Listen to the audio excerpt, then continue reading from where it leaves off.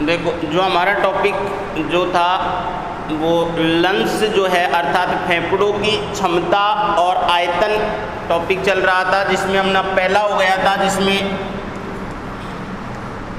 पहला क्या था, ज्वारीय आयतन।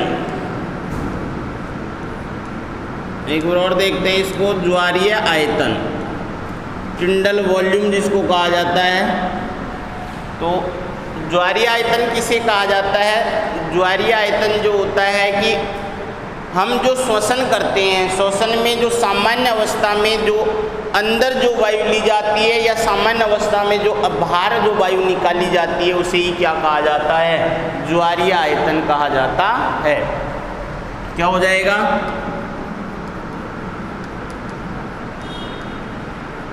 सामान्य अवस्था में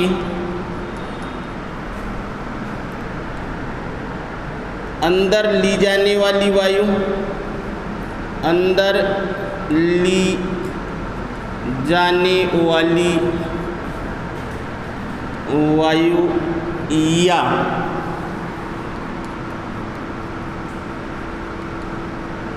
सामान्य अवस्था में बाहर निकाली जाने वाली वायु का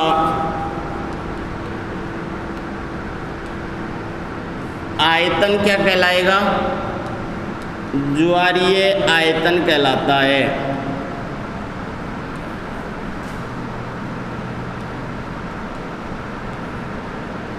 तो ज्वारीय आयतन किसे कहेंगे कि सामान्य अवस्था में जो हम श्वसन की प्रक्रिया करते हैं, उस दौरान फेफड़ों के अंदर जाने वाली वायु या फेफड़ों से बाहर आने वाली वायु का जो आयतन है, उसे ही क्या कहा जाता है? ज्वारीय आयतन या टिंडल वॉल्यूम कहा जाता है।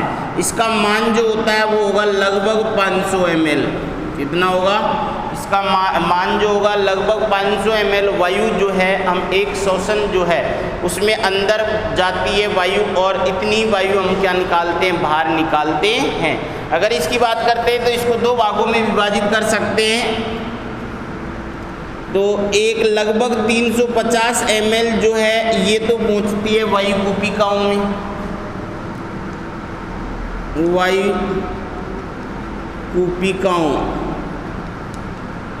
और इसका लगभग 150 ml जो है ये कहाँ रह जाता है? वायु नलिकाएं जो होती है, जैसे श्वास नली है, श्वसनी है, प्राथमिक श्वसनी, द्वितीयक श्वसनी, श्वसनिकाएं है ना, तो ये कहाँ रह जाएगी? वायु कूपिका, वो वायु नलिकाओं में, वायु नलिकाओं में। और इसको कहा जाता है एनाटॉमिकली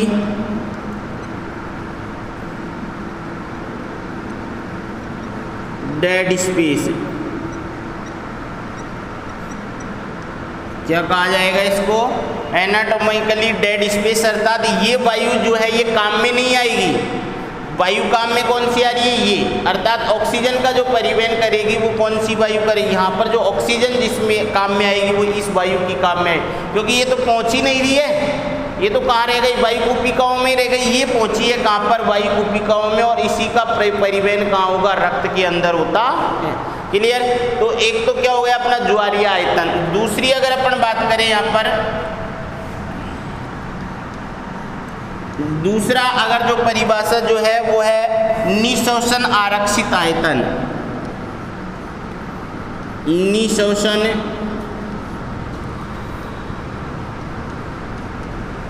आरक्षित आयतन, या इसको अपन बोलेंगे ये हो जाएगा inspiratory reserve volume, IRV। Inspiratory reserve volume का मतलब क्या होगा? हमने नॉर्मल श्वसन की प्रक्रिया कर रहे हैं, उसके दौरान तो कितनी वायु अंदर जा रही है? 500 ml। इस कंडीशन में नॉर्मल अवस्था में जो श्वसन हमने किया उसको रोक के हम जो अधिकतम वायु जो अंदर ले सकते हैं, अपन करते हैं ना तेज सांस लेकर वायु को कहाँ खींचते हैं? अंदर खींचते हैं। तो उसी प्रक्रिया को क्या कहेंगे? निःश्वसन आरक्षित आयतन कहेंगे। तो अर्थात ज्वारीय आयतन के बाद में बलपूर्वक अंदर ली जाने वाली वायु का आयतन क्या हो जाएगा? क्या हो जाएगा? ये ज्वारीय आयतन के पश्चात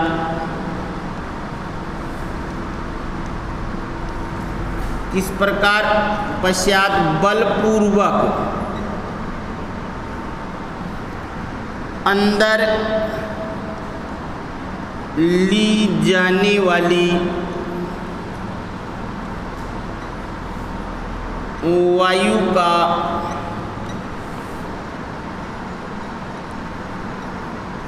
आयतन क्या कहलाएगा? निशोषण आरक्षित आयतन कहलाता है। निशोषण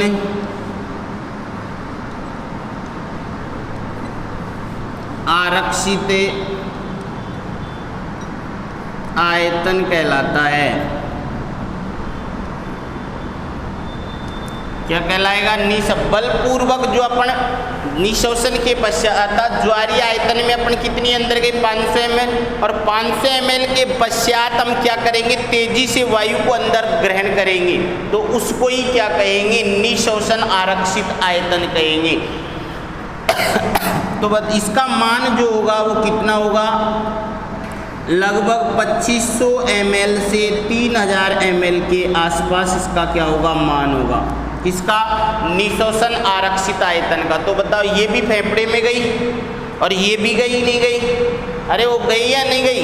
तो ये टोटल फेफड़ों में अभी तक कितनी वायु चले गई? ये लगभग 3500 ml के आसपास मैक्सिमम माने तो, और मिनिमम माने तो 3000 ml के आसपास हो जाएगी। अरे हो जाएगी नहीं हो जाएगी? उसके बाद में अगर तो यहाँ पर एक और आती है, जैसे जिसको अपन बोल सकते हैं, यहाँ पर अगर क्षमता की बात करते हैं तो यहाँ पर एक निशोषण क्षमता। तो बताओ, निशोषण क्षमता का मान कितना हो जाएगा? जो निशोषण क्षमता जो हो जाएगी, इंस्पायरेटरी कैपेसिटी, आईसी जिसको बोलते हैं। तो यहाँ पर दूसरी टर्म जो है निशोषण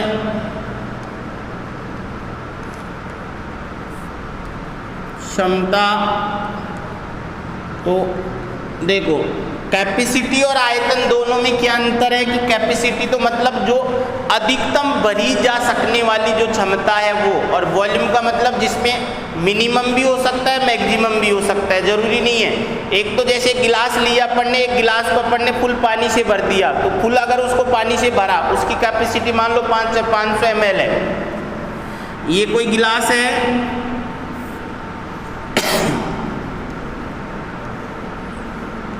और अब इस गिलास में क्या, इसकी जो यहाँ से यहाँ तक पानी भरने की जो क्षमता है वो कितनी है? 500 ml है। अब बताओ, मैंने पानी यहाँ तक भर दिया, अब बताओ इसकी कैपेसिटी जो पानी भरने की क्षमता 500 ml थी या नहीं थी? और मैंने पानी को इसको क्या कर दिया? फुल भर दिया, अर्थात ये फुल भरा हुआ है इस कंडीशन में। अब मान लो इसकी कैपेसिटी तो बदलेगी क्या? अरे यही गिलास है, इसी गिलास की ये जो है, अब बताओ कैपेसिटी बदलेगी क्या? कैपेसिटी तो उतनी रहेगी 500 ml, चाहे तुम आधा भरो चाहे पूरा भरो, 500 ml इसमें आ सकता है। अब मान लो मैंने इसमें इतना भर दिया, 100 ml पानी भरा हुआ है इसमें। कितना ml पानी भरा हुआ है? 100 ml। अब बताओ इसमें कितना वॉल्यूम आया हुआ है? 100 ml आया हुआ है। अब इसकी कैपेसिटी कितनी है? वही रहेगी 500 ml, कैपेसिटी नहीं बदलेगी। मतलब कैपेसिटी का मतलब क्या हुआ? कि इसके अंदर अधिकतम आ जाने वाली, तो इसके अंदर पानी कितना आ सकता है? 500 ml। अब ये 500 ml पूरा भरा भी हो सकता है वॉल्यूम के लिए, और खाली भी हो सकता है। जितना वॉल्यूम 100 ml भी आ सकता है, 50 ml भी वॉल्यूम आ सकता है, इसमें 10 ml भी हो सकता है, 500 ml भी हो सकता है, परंतु 1000 ml नहीं हो सकेगा। तो यहाँ पर क्षमता का मतलब क्या होगा? कि इसमें अब बताओ, अपन ने अंदर वायु ली, अंदर वायु ली, तो निशोषण क्षमता जो है अंदर कितनी वायु जा सकती है? कितनी जा सकती है? ये भी अंदर गई है, अरे गई है ये भी, और ये भी अंदर गई है। तो बताओ निशोषण क्षमता क्या हो जाएगी? अंदर अब अंदर ग्रहण की जाने वाली वायु, अधिकतम वायु, अधिकतम वायु। अब बताओ क्या हो जाएगा ये, तो इंस्पायरेटरी कैपेसिटी IC बराबर क्या हो जाएगा, देखा ये हो गया नहीं हो गया, एक तो ये गई अंदर और कौन गया, ये गया IRB।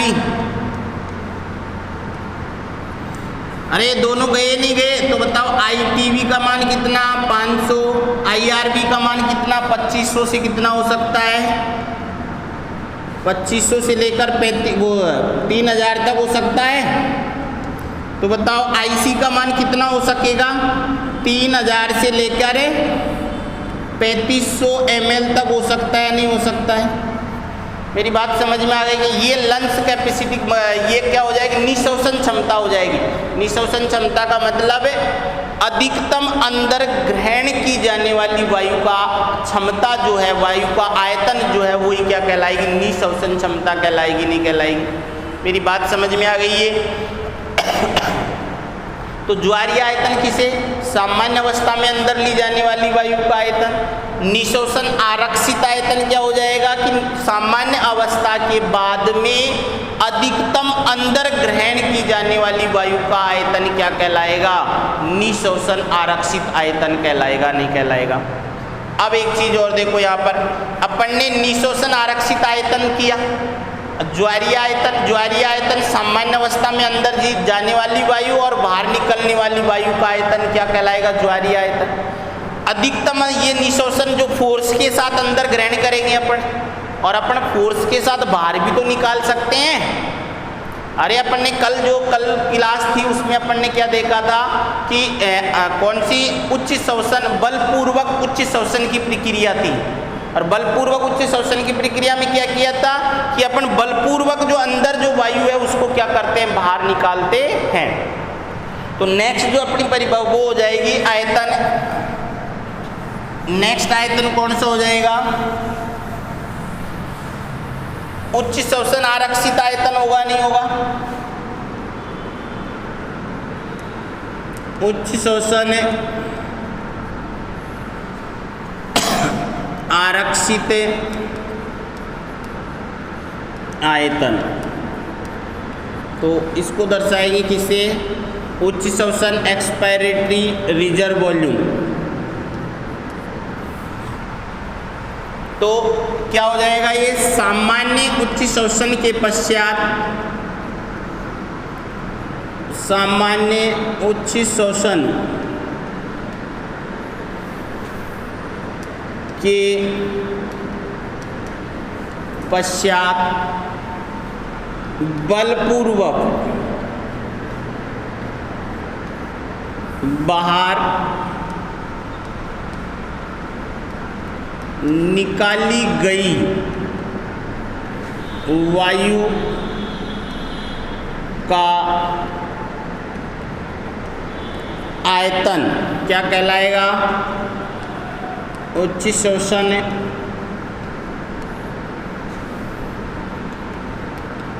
आरक्षित आयतन।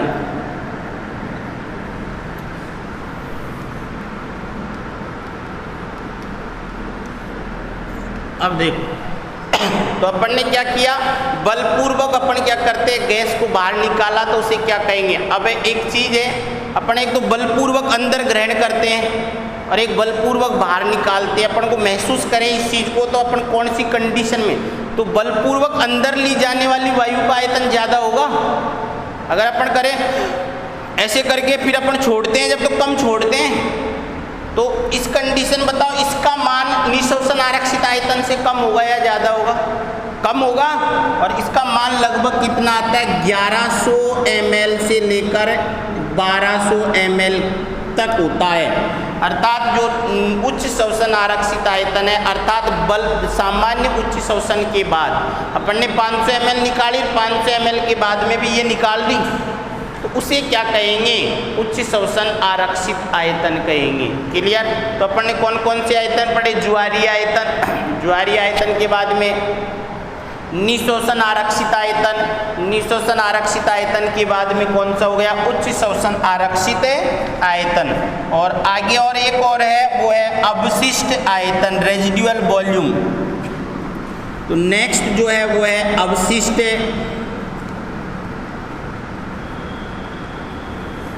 आयतन,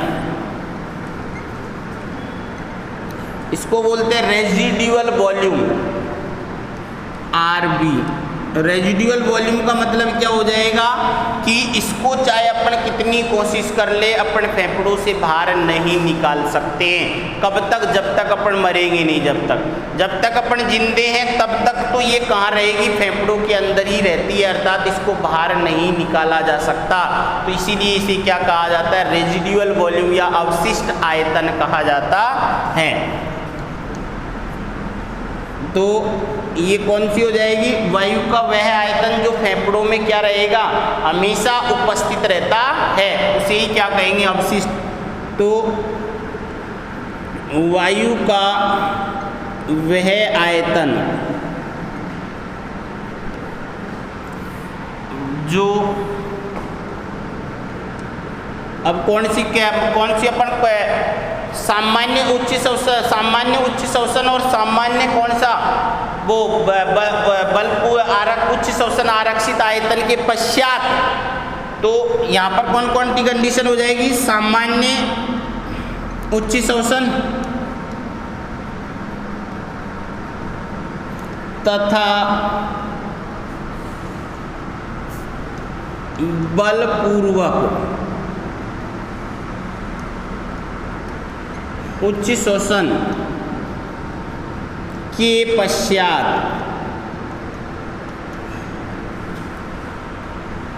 फेफड़ों में बची वायु का आयतन क्या कहलाता है? अवशिष्ट आयतन कहलाता है।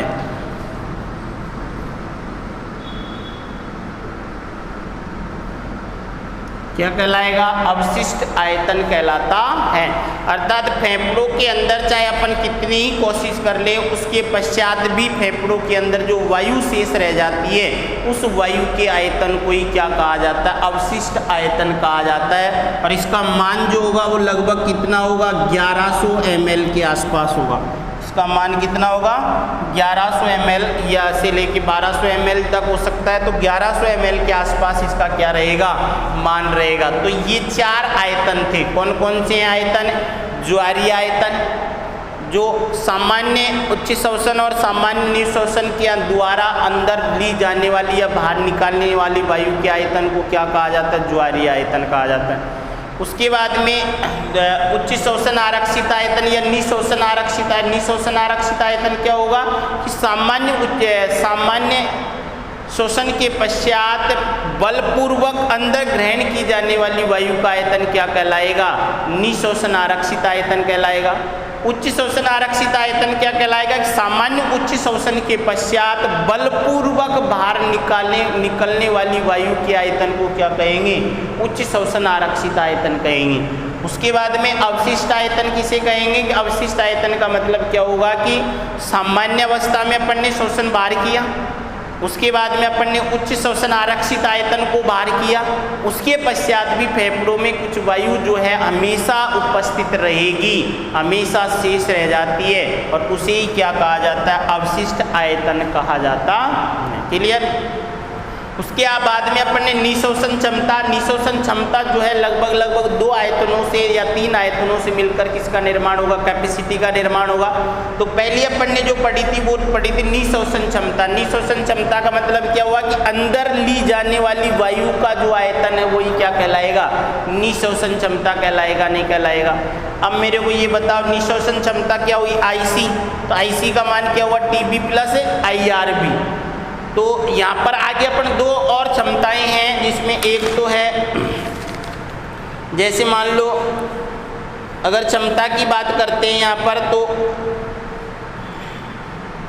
तो जैव क्षमता एक तो, और एक होता है फेफड़ों की कुल क्षमता। तो फेफड़ों की कुल क्षमता की अगर अपन बात करते हैं यहाँ पर, तो सबसे पहले अपन बात करें जैव क्षमता की। यहाँ पर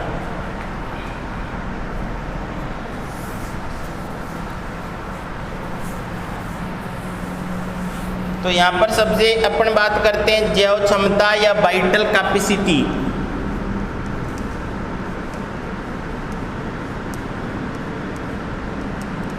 वाइटल कैपेसिटी VC।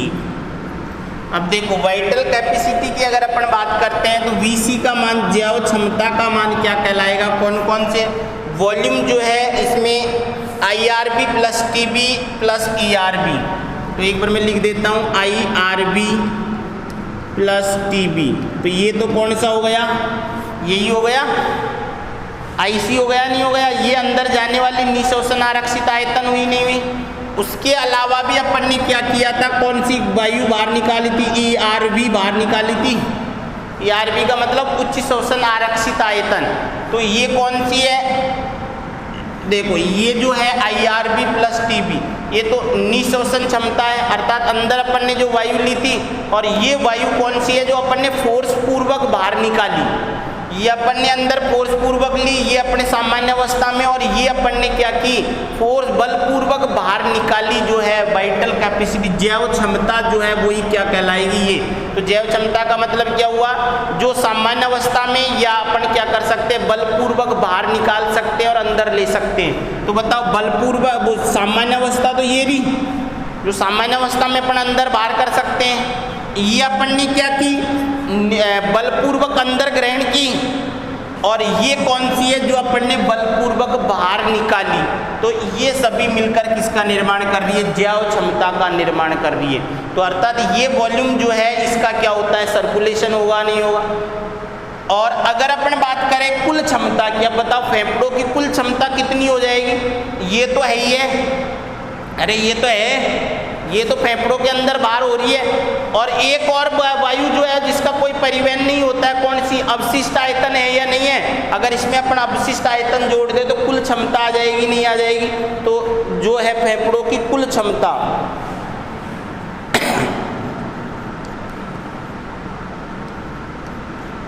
फेफड़ों की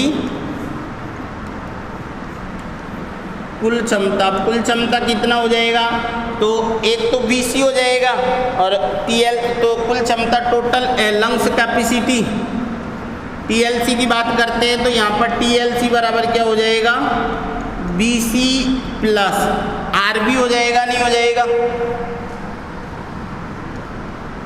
BC प्लस। अब देखो अगर अपन इसका मान निकालें तो IRB का मान कितना है, IRB का मान लगभग कितना आया था, 2500 से लेकर 3000 ml। अरे ये है या नहीं है, प्लस TB का मान कितना है, 500 ml। ये तो ये हो गया। तो इन दोनों को अगर मिला दिया जाएगा, प्लस ERB का मान कितना होगा, लगभग 1100 ml से 1200 ml हो गया, नहीं हो गया। तो एक रेंज आएगी, ये लगभग रेंज कितनी आ जाएगी वो देख रहे हैं। अब इनमें अगर अपन जोड़ देते हैं तो ये कितना हो जाएगा, 3000 से लेके 3500 ml के आसपास होगा ये मान, तो प्लस ये कितना है, 1100 से 1200 ml हो जाएगा, नहीं हो जाएगा, हो जाएगा क्या। तो ये कितना आ जाएगा, अब तो यहाँ अगर करेंगे तो ये कितना हो जाएगा, 4100 हो जाएगा कि 4100 ml से लेकर ये कितना हो जाएगा, अगर इसमें 1200 और जोड़ देते हैं अपन तो वो हो जाएगा कि 47, ये हो जाएगा, नहीं हो जाएगा। तो बताओ BC का जो मान आएगा, जैव क्षमता का जो रेंज आएगी वो कब कितनी आएगी, लगभग 4100 से 4700 ml। ये अपन बोल सकते हैं 4000 से लेकर 5000 ml के आसपास आएगा। क्लियर। अब बताओ BC का मान कितना आया, लगभग 4100 से 4700 ml। तो बताओ RB का मान कितना आया था, RB जो था उसका मान 1100 ml के आसपास था। अगर मैं इसमें 1100 ml और कर देता हूँ तो ये 1100 में इसमें जोड़ूंगा तो ये क्या हो जाएगा, 5200 हो गया क्या। और इसमें अगर 1100 जोड़ूंगा तो कितना हो जाएगा, 5800। अरे हो गया क्या। तो ये मान जो रेंज है लगभग कितनी आएगी, 5000 से लेकर 6000 आ जाएगी, नहीं हो जाएगी। तो लगभग रेंज कितनी हो जाएगी, लगभग ये तो कितनी आ जाएगी, 5000 ml से लेकर 6000 ml के आसपास अपने लंग्स कैपेसिटी आएगी टोटल। अगर मैं अपन इसको रेंज लिख दूँ लगभग, तो ये लगभग कितना हो जाएगा, तो 4000 से लेकर लगभग 5000 ml ये हो जाएगा। तो ये हमारी क्षमता है, कौन सी, जैव क्षमता, जिसमें सबसे पहले निशोषण क्षमता। निशोषण क्षमता किसे कहते हैं कि अंदर जो ली जाने वाली वायु का कुल आयतन भी क्या कहलाएगा, निशोषण क्षमता कहलाएगा। तो अंदर कौन कौन सी जाएगी, टीबी अर्थात ज्वारीय आयतन, आईआरबी निशोषण आरक्षित आयतन, ये दोनों कहाँ गए, अंदर गए। उसके बाद में जैव क्षमता मतलब जीव के द्वारा जो काम में ली जाएगी। तो यहाँ पर देखो टीबी, ये इसका परिवहन हो रहा है, नहीं हो रहा लगातार। आईआरबी का कर सकते हैं अपन, निशोषण आरक्षित आयतन। और ईआरबी अपन जब निशोषण होगा तो ये होगा नहीं होगा, तो ये कौन सा है, उच्च शोषण आरक्षित आयतन है या नहीं। अब इनको सबको करेंगे तो अपना लगभग रेंज कितनी आ जाएगी, 4000 से 5000 ml जो है के बीच में आएगी इसकी रेंज, क्लियर। और इसकी जो रेंज आएगी वो लगभग कितनी आएगी, 5000 से लेकर 6000 ml के बीच में आएगी। किसकी, टोटल लंग्स कैपेसिटी, टीएलसी की बात करते हैं। तो टोटल में क्या आ जाएगी, ये एक तो ये और एक और है रेजिडुअल, जिसका कोई परिवहन नहीं होता है, वो हो जाएगा टोटल। तो ये दोनों मिलकर किसका निर्माण करेंगे, टोटल लंग्स कैपेसिटी का निर्माण करेंगे। तो ये थे जो आयतन फेफड़ों के और फेफड़ों की क्षमताएं। तो फेफड़ों के आयतन जो अपन ने 4 हैं, और ज्वारी आयतन जो क्षमताएं जो हैं वो भी कितनी हैं, 3 है। एक ये पढ़ा अपन ने, एक ये पढ़ा और एक ये पढ़ा, ये तीनों क्या है, इंपॉर्टेंट है, क्लियर। अब करेंगे अपन नेक्स्ट क्लास में।